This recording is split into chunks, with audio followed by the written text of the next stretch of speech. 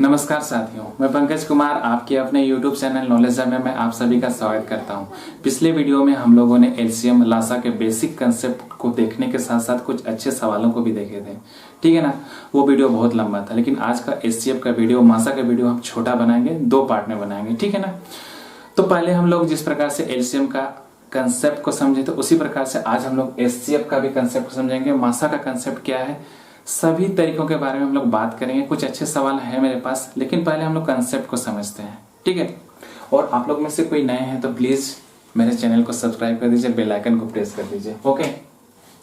जैसे नाम से पता चला एचसीएफ हाईएस्ट कॉमन फैक्टर, और मासा को क्या कहा जाता है, महत्तम समाप्त वर्तक। लेकिन फैक्टर को अगर हिंदी में कहा जाए तो क्या होगा इसका हिंदी, गुणनखंड, ठीक है ना, गुणनखंड। तो पहले हम लोग डिफिनेशन को समझते हैं, उसके बाद कुछ कंसेप्ट है, उस कंसेप्ट के बारे में बात करेंगे। कुछ अच्छे सवाल भी हैं। तो पहले हम लोग परिभाषा समझते हैं। परिभाषा आखिर इसका है क्या, डिफिनेशन, ओके। इसका जो डिफिनेशन है इसी वर्ड में छिपा हुआ है। अब देखिए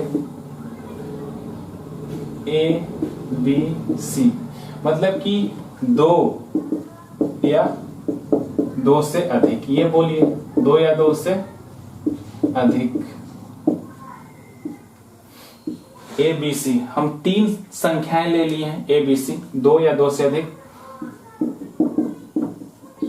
संख्याओं का वह सबसे बड़ा गुणनखंड, सबसे बड़ा गुणनखंड। सबसे बड़ा गुणनखंड इसलिए बोल रहे हैं क्योंकि यहाँ पर हाईएस्ट लिखा हुआ। हाईएस्ट का मतलब ये होता है क्या, सबसे, और ये सबसे क्या बड़ा गुणनखंड मतलब कॉमन फैक्टर, सबसे बड़ा समापवर्तक, सबसे बड़ा गुणनखंड जो किसको, ए बी सी को पूरी तरह विभाजित करे, क्या कहलाता है, एचसीएफ या मासा कहलाता है, ओके।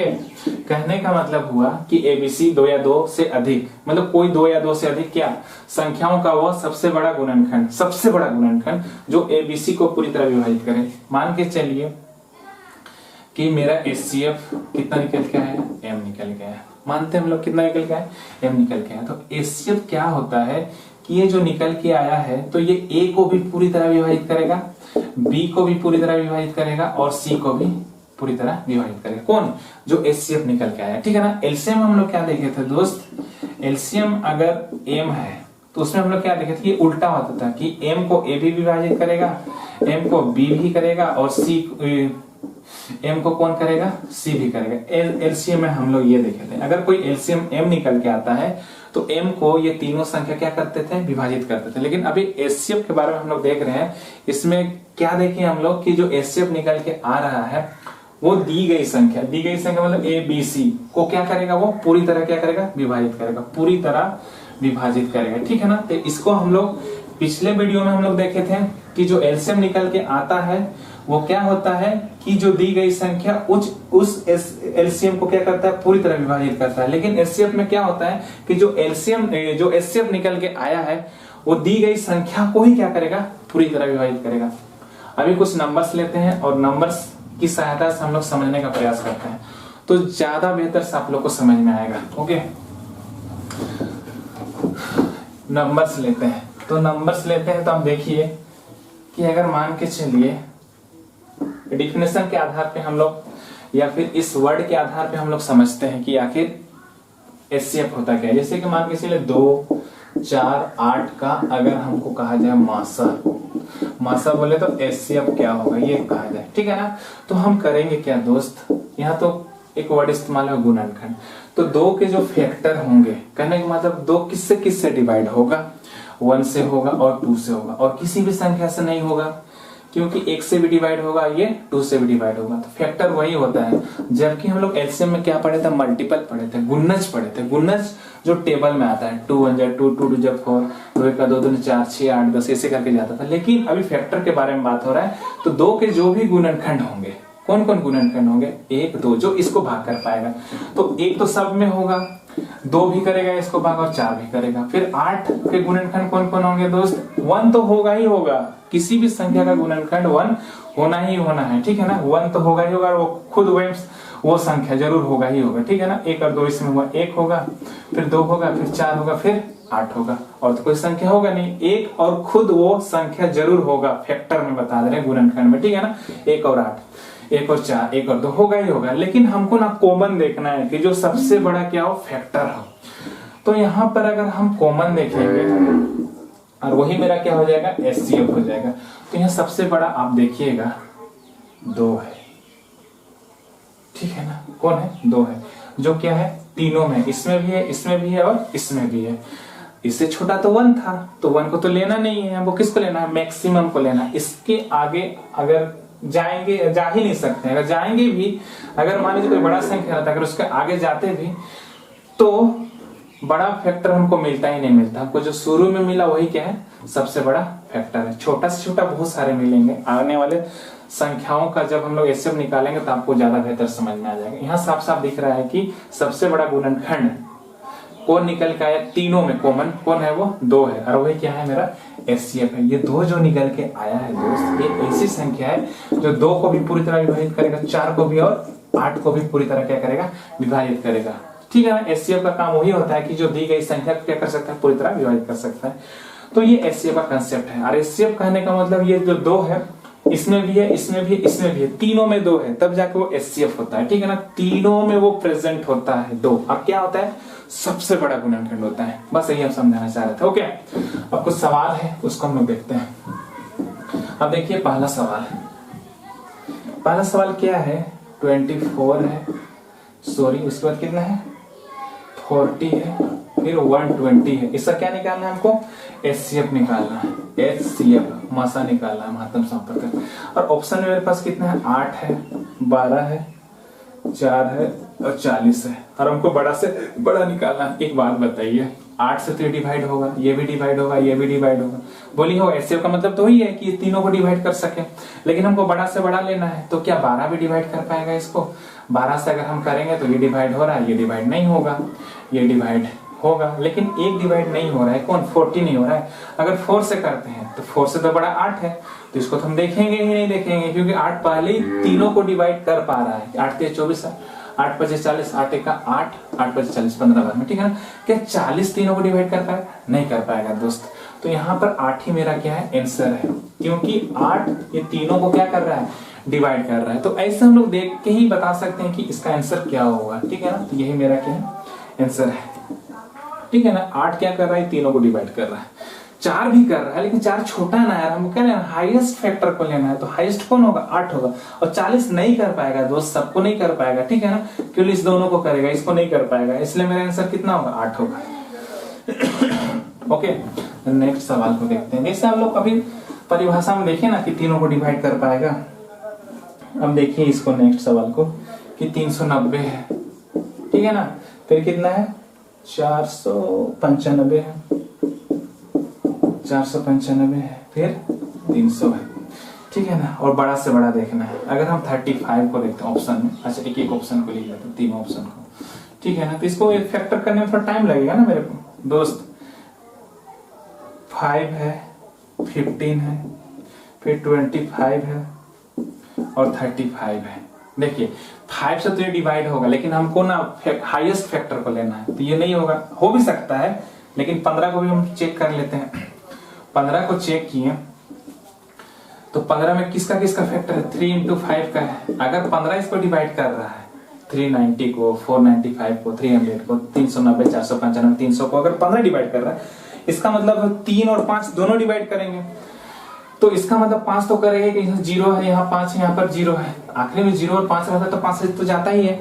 और 3 से जाने के लिए हम क्या करते हैं, अंकों को जोड़ते हैं। तो 3 और 9 कितना हो जाएगा, 12, 12 तो 3 से जाएगा, फिर इसको भी ऐड कर लेते हैं, तो कितना निकल के आ जाएगा, 9 9 18, तो 3 से जाएगा, ये 3 आ रहा है, मतलब अंकों का योग 3 से डिवाइड हो रहा है, मतलब ये 3 से भी जा रहा है और 5 से भी जा रहा है। कौन सा, 3, ये तीनों, ठीक है ना। तो इसका मतलब ये 15 से भी जाएगा।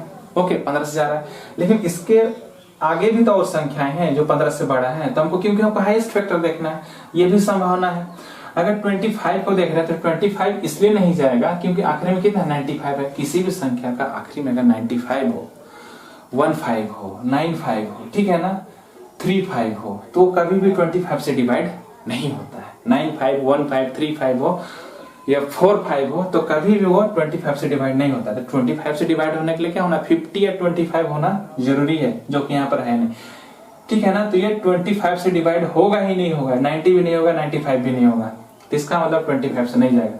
अब 35 हो भी सकता है, नहीं भी हो सकता है, ठीक है। तो कैसे चेक करेंगे, तो ये भी 5 into 7 का फैक्टर है।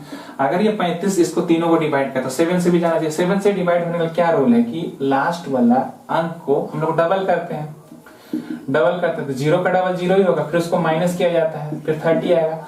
फिर चेक करते हैं कि क्या 37 से डिवाइड होगा, नहीं हो रहा है 7 से डिवाइड, कौन, ये 30। 300 को हम लोग क्या किए कि लास्ट वाला डिजिट को हम लोग क्या कर लें, डबल किए। डबल करने के बाद उसको क्या करते हैं, बचा हुआ संख्या से क्या करना पड़ता है, माइनस करना पड़ता है। माइनस करेंगे तो 30 ही आएगा।